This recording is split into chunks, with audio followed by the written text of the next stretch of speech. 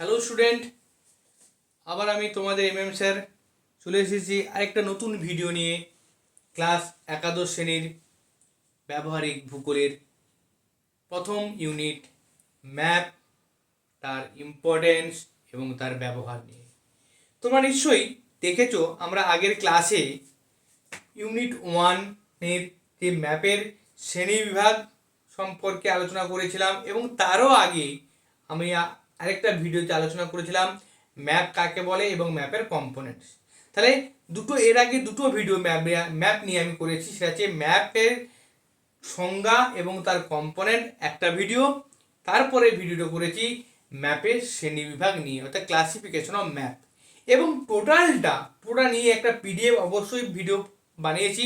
তোমরা অবশ্যই কিন্তু গুরুত্ব সহকারে সেই ভিডিওটা অবশ্যই দেখো, যাতে পুরো ইউনিটটা সম্পর্কে তোমাদের একটা পুঙ্খানুপুঙ্খ ধারণা জন্মে। তাহলে আমরা আগে দুটো ক্লাসে যে বিষয়ে আলোচনা করেছিলাম, তারপরে রয়েছে লাস্ট এই ইউনিট নিয়ে লাস্ট ভিডিও, সেটা হচ্ছে কি ম্যাপের গুরুত্ব বা মানচিত্রের গুরুত্ব, ইম্পর্টেন্স অফ ম্যাপ। আচ্ছা, গুরুত্ব বা ইম্পর্টেন্স বলতে কি বোঝায়? ধরো তুমি বাড়িতে আছো, তাই তো, তোমার কি গুরুত্ব রয়েছে তোমার পরিবারের কাছে? অর্থাৎ তুমি যদি কিছু গুরুত্ব রাখো, তবেই তো তোমাকে তোমার পরিবারের লোক তোমাকে কি করবে? স্নেহ করবে, তাই তো। অর্থাৎ তুমি যদি কিছু ভালো করো, তবেই তোমার গুরুত্ব তাদের কাছে কিন্তু বেশি পরিমাণে থাকবে, অর্থাৎ তোমাকে আরো বেশি যত্নে লালন পালন করবে।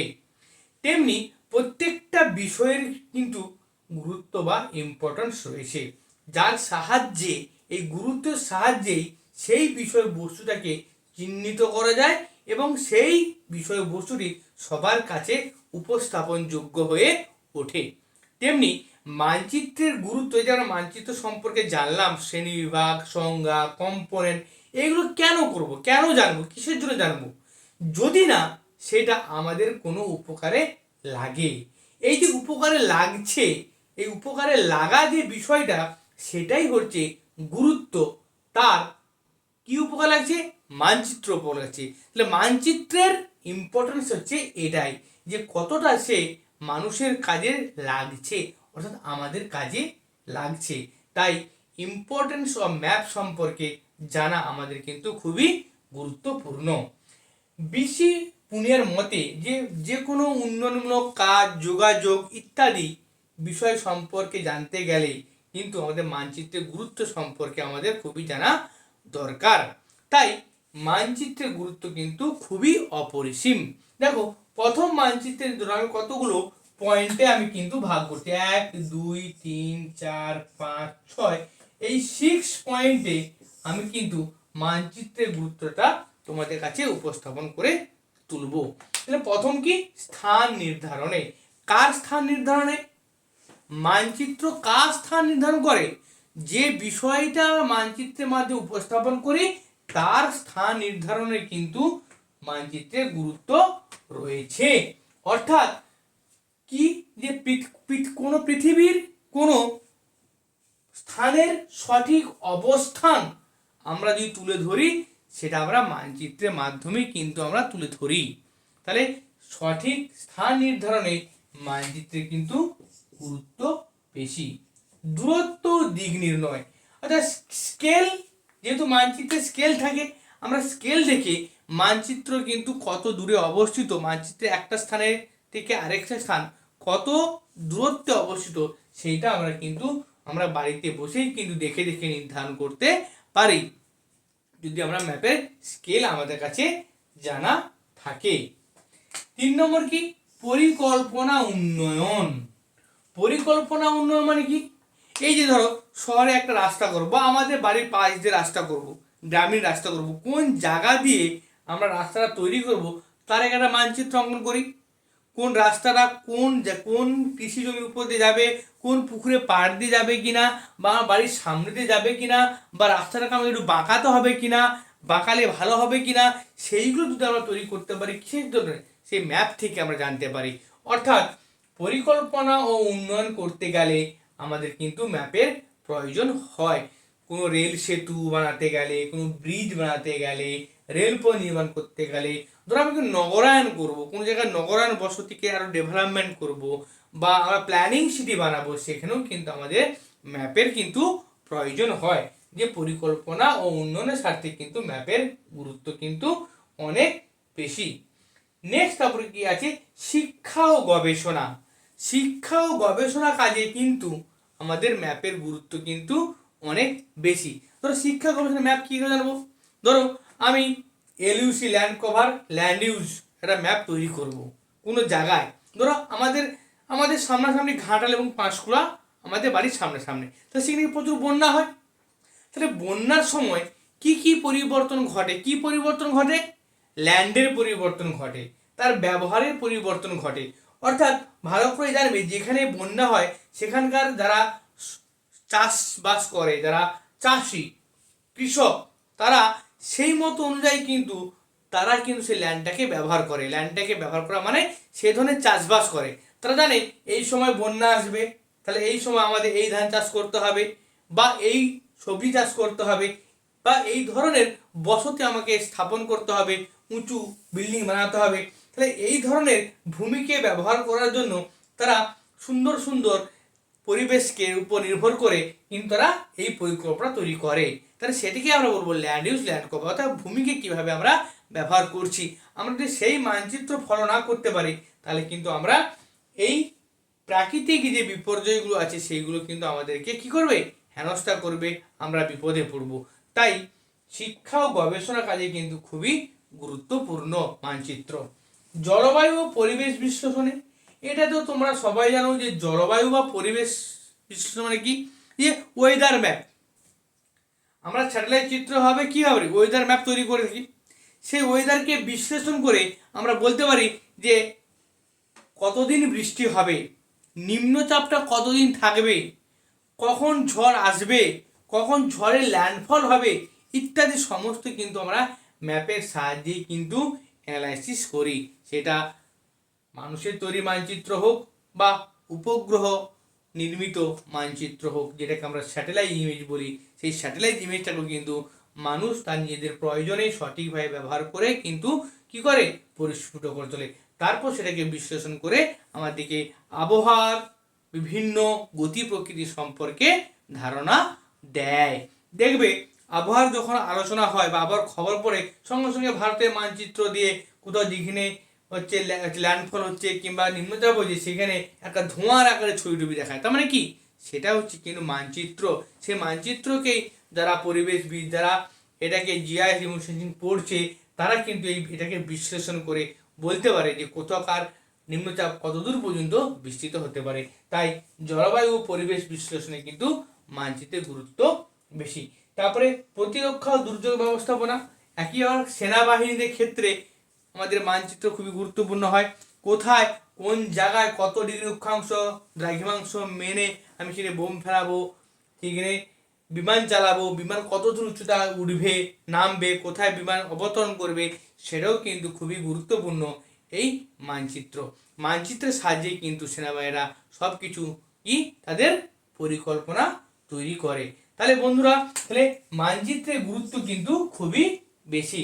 তাহলে কি কি বললাম, স্থান নির্ধারণে, দূরত্ব ও দিক নির্ণয়ে, পরিকল্পনা উন্নয়নে, শিক্ষা গবেষণা কাজে, জলবায়ু ও পরিবেশ বিশ্লেষণে, প্রতিরক্ষা ও দুর্যোগ ব্যবস্থাপনায় কিন্তু আমরা মানচিত্র কি করতে পারি, মানচিত্রের গুরুত্ব আমরা বলতে পারি। একদম সিম্পল। তারপর যদি বলি যে মানচিত্রের ব্যবহার, তাহলে মানচিত্রের গুরুত্ব যেগুলো আছে সেইগুলোকে কিন্তু আমরা মানচিত্রের ব্যবহার হিসাবেই তুলে ধরতে পারি।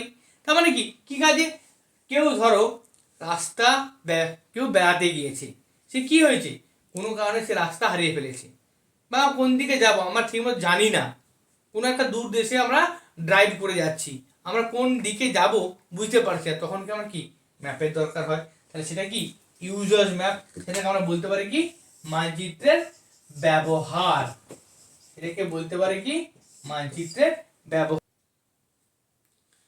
তাহলে আমরা আগে ইম্পর্টেন্স গুরুত্ব বললাম মানচিত্রের, সেই গুরুত্বকে সামনে রেখে মানচিত্রের ব্যবহার সম্পর্কে আমরা আগে জানব। দেখো, মানচিত্র শুধুমাত্র আজকের দিনে কি বিজ্ঞানসম্মত উপায়ে সমতলে প্রকাশ একমাত্র ছবি নয়, মানচিত্রকে আধুনিক ভূগোলের ভিত্তি হিসাবে ধরা হয়েছে, যার মাধ্যমে আমরা তথ্য প্রদর্শন, পরিকল্পনা, সিদ্ধান্ত গ্রহণ ইত্যাদি নানা বিষয় যারা গবেষণার হাতিয়ার হিসেবে ব্যবহার করতে পারি, সেই হিসেবে মানচিত্রকে ব্যবহার করা হয়েছে। তাই আধুনিক কালে মানচিত্রকে ভূগোলের একটি পরিভাষা বা ভাষা হিসাবে ব্যবহার করা হয়েছে। এটা খুবই গুরুত্বপূর্ণ একটি বিষয়। দেখো, আমরা সেই মানচিত্রের ব্যবহার সম্পর্কে আমরা কিন্তু অবশ্যই জানব। প্রথমে আমরা যদি বলি যে মানচিত্রকে প্রথম আমরা কিভাবে ব্যবহার করি, প্রথম পয়েন্টটা কি হতে পারে, আমি কিন্তু এখানে অনেকগুলো পয়েন্ট কিন্তু আকারে সুন্দর করে কিন্তু লিখে দিয়েছি। তোমরা যদি আমরা পিডিএফ ভিডিওটাও দেখো, সেগুলো কিন্তু সুন্দরভাবে সেই মানচিত্রের ব্যবহারটাকে ভালো করে দেখানো হয়েছে। তোমরা অবশ্যই কিন্তু সেই ভিডিওটি অবশ্যই দেখো, সেই ভিডিওটি দেখবে, আবার এই ভিডিওটাও দেখবে। দুটো ভিডিও যদি তোমরা একসঙ্গে দেখো তাহলে কিন্তু পুরো বিষয়টা তোমাদের কাছে পরিষ্কার হয়ে যাবে। তাহলে আমরা জানি কি ভূগোলের কাজ কি? ভূগোলের কাজ হলো স্থান, পরিবেশ এবং মানুষের পারস্পরিক সম্পর্কের ব্যাখ্যা করা। আমরা জানি এটা ভূগোলের কাজ। মানচিত্র সম্পর্ককে দৃশ্যগতভাবেই সেটাকে উপস্থাপন করে। ভূগোলের কাজ যেটা, সেই কাজটা মানচিত্র আমাদের কাছে সঠিকভাবে সুন্দরভাবে উপস্থাপন করে। এটা হচ্ছে মানচিত্র। এখানেই মানচিত্রের ব্যবহার কিন্তু লুকিয়ে রয়েছে। তাই মানচিত্রকে আমরা ভূগোলের ভাষা হিসেবে কি ধরে নিতে পারি। দেখো, ভৌগোলিক তথ্য প্রদর্শনে যদি আমরা মানচিত্রকে ব্যবহার করি, ভৌগোলিক তথ্য কি? পাহাড়, পর্বত, নদী ইত্যাদি বিষয়গুলোকে আমরা মানচিত্রের মাধ্যমে উপস্থাপন করতে পারি।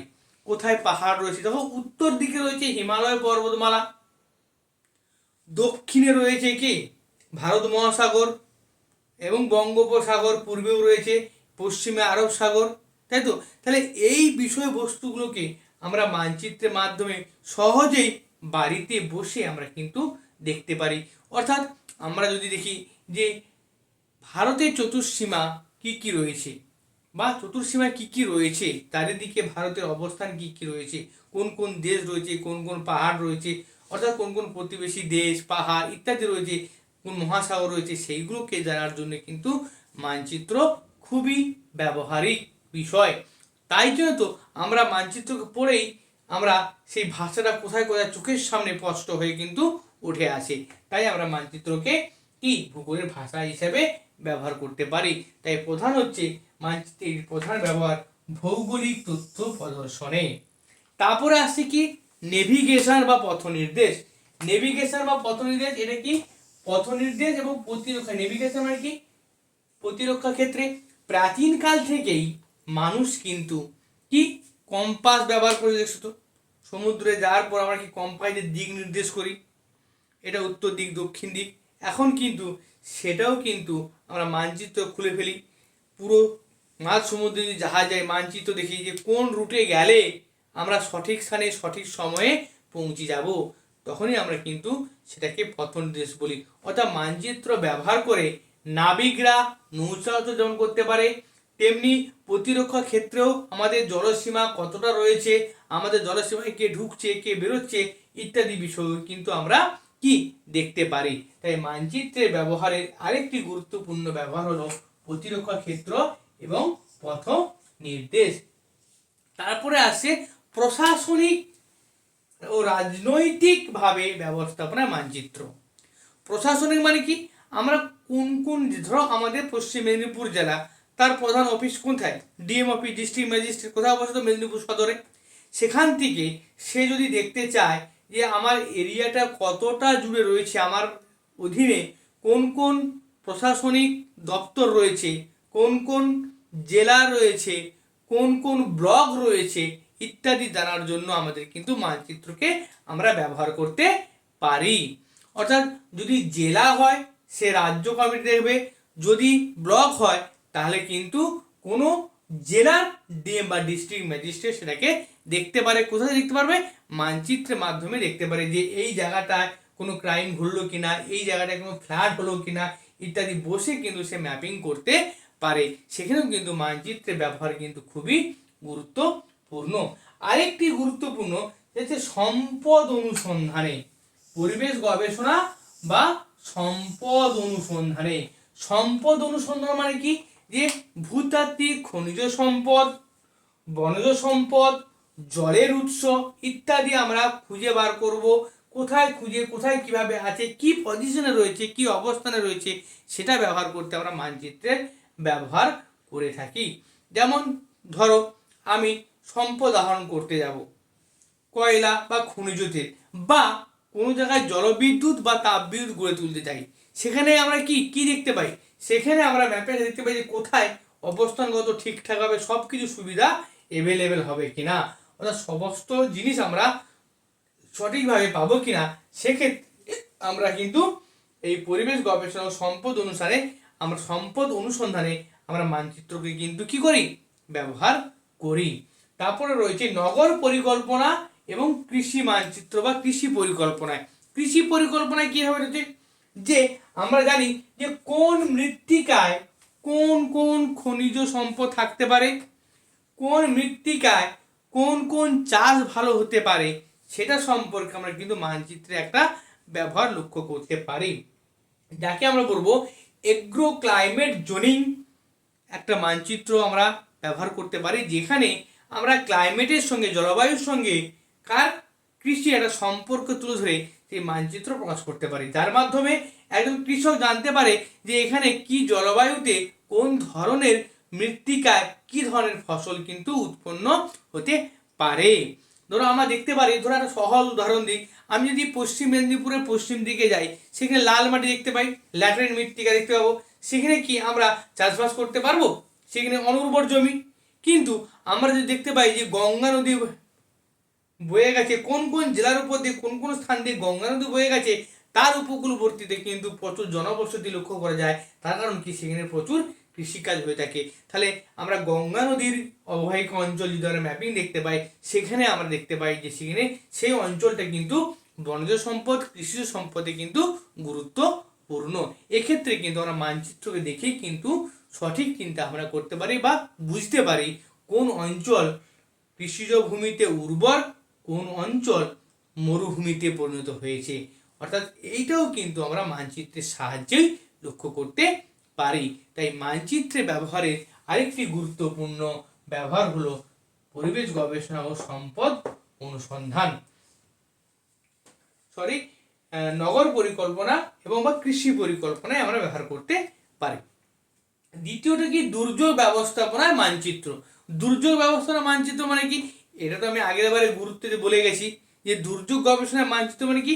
আমরা স্যাটেলাইট ইমেজের মাধ্যমে আমরা কি নিম্নচাপের অবস্থান লক্ষ্য করতে পারি, আমরা কোন ঝড় কোন দিকে যাবে, তার গতিবেগ কত, কোথায় ল্যান্ডফল করবে, সেটাও কিন্তু আমরা আগে থেকে একটা মানচিত্র স্কেচ করে নিতে পারি। যার ফলে কি হবে বলতো? যার ফলে যে জায়গাটায় ঝড় ল্যান্ডফল হবে বা যে জায়গাটায় ঝড়ের প্রকোপ হবে, সেখানকার যারা মানুষ রয়েছে তাদের জীবন আমরা বাঁচাতে পারি। এইটা মানচিত্র ব্যবহারের কিন্তু একটি গুরুত্বপূর্ণ ব্যবহার, গুরুত্বপূর্ণ ইম্পর্টেন্স তার ইউজ। যে যেখানে প্রাকৃতিক বিপর্যয় ঘটবে তার যদি একটা রূপরেখা আমরা আগে থেকে জানতে পারি বা তার একটা রূপরেখা তৈরি করে যদি প্রকাশ করতে পারি, বা তার ফলে সেখানকার জনগণ কী হবে? সচেতন হবে এবং সরকারি ব্যবস্থাপনাও এবং নিজস্ব ব্যবস্থাপনাও তারা কি করবে? সেই জায়গাটিকে তারা নিজেদেরকে বাঁচিয়ে রাখতে পারে। অর্থাৎ এটাও কিন্তু আমরা মানচিত্রের ব্যবহারের একটি গুরুত্বপূর্ণ কি মাধ্যম বা তার ব্যবহার। এক্ষেত্রে শুধু ঝড় কেন, ভূমিকম্প প্রবণ এলাকা হতে পারে, সাইক্লোন মডেল হতে পারে, ক্ষয়ক্ষতির মূল্যায়ন মানচিত্র কিন্তু আমরা তৈরি করতে পারি। দেখো আমরা এতক্ষণ জানলাম যে ক্ষয় কি হচ্ছে, বন্যা হচ্ছে, ভূমিকম্প হচ্ছে, যে ক্ষয়ক্ষতি হবে, তারপর তো ক্ষয়ক্ষতি হয়তো কোনো ঘরবাড়ি ধ্বংস হয়ে যায়, কত কিছু জমি নষ্ট হয়ে যায়। তাহলে সেখানকার যদি আমরা একটা মানচিত্র তৈরি করতে পারি যে কত ক্ষয়ক্ষতি হয়েছে, কোন কোন জায়গা ক্ষয়ক্ষতি হয়েছে, তাহলে সেই মতো আমরা পরিকল্পনা অনুসারে সেই ড্যামেজ কন্ট্রোল আমরা কিন্তু করতে পারি। সেক্ষেত্রেও কিন্তু আমরা মানচিত্রকেই ব্যবহার করি। মানচিত্রকে ব্যবহারের মাধ্যমেই বা মানচিত্রের মাধ্যমেই আমরা সঠিক অবস্থান এবং তার পরিকল্পনা করতে পারি। তাই মানচিত্রের ব্যবহার কিন্তু এটি গুরুত্বপূর্ণ ভূমিকা পালন করে। তারপরে যে শিক্ষা গবেষণায় মানচিত্রের ভূমিকা কি? শিক্ষা গবেষণায় মানচিত্রের ভূমিকা কিন্তু সর্বজন প্রশংসিত। আমরা ইতিহাসের ক্ষেত্রে দেখেছি, আমরা জনসংখ্যা বিজ্ঞানের সঙ্গে পরিবেশ বিদ্যা সংক্রান্ত বিভিন্ন সমস্যা দেখেছি। সেখানে কিন্তু আমরা থিমেটিক ম্যাপের সাহায্যে আমরা কিন্তু এই শিক্ষা গবেষণায় বা স্কুল কলেজের শিক্ষায় কিন্তু আমরা মানচিত্রকে ব্যবহার করতে পারি। আরেকটা সবচেয়ে গুরুত্বপূর্ণ জিআইএস এবং রিমোট সেন্সিং বা জিওগ্রাফিক্যাল ইনফরমেশন সিস্টেম বা রিমোট সেন্সিং এর আমরা যে নতুন যে বিষয়, সেটাও আমরা কিন্তু মানচিত্রে ব্যবহারের মাধ্যমে কিন্তু সঠিকভাবে উপস্থাপন করতে পারি এবং জানতে পারি। তাহলে আমরা মানচিত্রের ব্যবহার সম্পর্কে অনেকগুলো মাধ্যম জানলাম, যেখানে ভ্রমণ, ভৌগোলিক প্রদর্শন, ভূমিকম্পা, কৃষি পরিকল্পনায়, নগর পরিকল্পনায়, সম্পদ অনুসন্ধানে, স্কুল শিক্ষা গবেষণায়, জিআইএস রিমোট সেন্সিংয়ে, প্রতিরক্ষা বা পথ নির্দেশে আমরা মানচিত্রে কিন্তু ব্যবহার করতে পারি। মানচিত্রের ব্যবহার সম্পর্কে যদি আমরা জানতে পারি, তাহলে আমরা কিন্তু পুরো ভূগোলকে জানতে পারবো, পুরো পৃথিবীকে জানতে পারবো। আর পুরো পৃথিবীকে জানতে পারা মানে কি, আমাদের পৃথিবী সম্পর্কে জ্ঞান আমাদের কিন্তু হাতের মুঠোয়। তাই মানচিত্র আধুনিক জ্ঞান বিজ্ঞানের এক অপরিহার্য মাধ্যম বা শক্তি, যেখানে সমাজ ও রাষ্ট্র সমানভাবে তাকে গুরুত্বপূর্ণভাবে ব্যবহার করেছে, তাকে মূল্যায়ন করেছে, তাকে সৃষ্টি করেছে।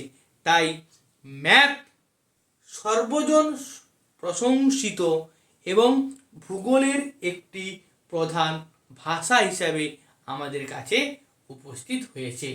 তাই বন্ধুরা, আশা করছি তোমরা এই ভিডিওটি দেখে মানচিত্রের ব্যবহার, মানচিত্রের ইউজ অর্থাৎ মানচিত্র সম্পর্কে টোটাল যে মানচিত্র কাকে বলে, মানচিত্রের উপাদান, মানচিত্রের শ্রেণীবিভাগ, মানচিত্রের গুরুত্ব, মানচিত্রের ব্যবহার সমস্ত সম্পর্কে একটা সঠিক যে ধারণা তোমাদেরকে আমি দিতে পেরেছি, তার জন্য কিন্তু অনেক ধন্যবাদ।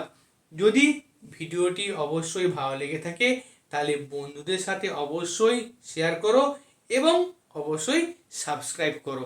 আরও ভিডিও পেতে, শিক্ষামূলক ভিডিও পেতে তোমরা আমাদের এই অদ্বিতীয় চ্যানেলের সাথে জুড়ে থাকো। নেক্সট ভিডিও আমি আনতে চলেছি, তার পরের ইউনিট, তোমাদের পরের ইউনিট কী রয়েছে? স্কেল। অর্থাৎ স্কেল সম্পর্কে আমি কিন্তু অলরেডি একটা পিডিএফ ভিডিও দিয়েছি। এরপরে যে তোমাদের গুরুত্বপূর্ণ পরীক্ষার জন্য ইম্পর্টেন্ট, যে আমরা কি রৈখিক স্কেল কিভাবে অঙ্কন করব, রৈখিক স্কেল অঙ্কন করতে গেলে কি কি সাবধানতা, কিভাবে অঙ্কন করতে হয়, কিভাবে ব্যবহার করব, কিভাবে অঙ্কন করতে হয়, সেটা সম্পর্কে আমরা জানবো। পরবর্তী ভিডিও কিন্তু আমরা স্কেল সম্পর্কে আলোচনা করব। আশা করি ততক্ষণ পর্যন্ত তোমরা ভালো থেকো, আরও ভালো পড়াশোনায় মন দাও, আরও আমার ভিডিওর সঙ্গে লেগে থাকো। ধন্যবাদ।